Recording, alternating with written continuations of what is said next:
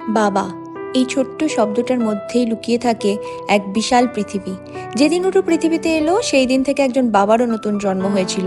রাত জেগে ডায়াপার বদলানো, কোলে করে ঘুম পাড়ানো, ছোট ছোট কান্নার কারণ খুঁজে বের করা, সব কিছুতেই ছিল বাবার নিঃস্বার্থ ভালোবাসা।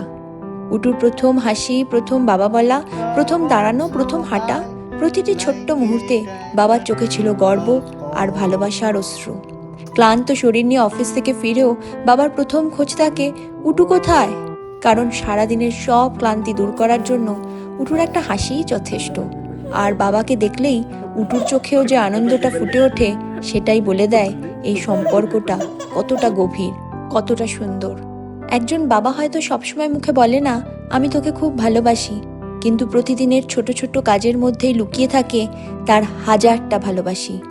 উটু, তুই যখন বড় হবি তখন হয়তো এই ভিডিওটা দেখবি, আর তখন বুঝবি তোর বাবা তোকে কতটা ভালোবেসে আঁকলে রেখেছে।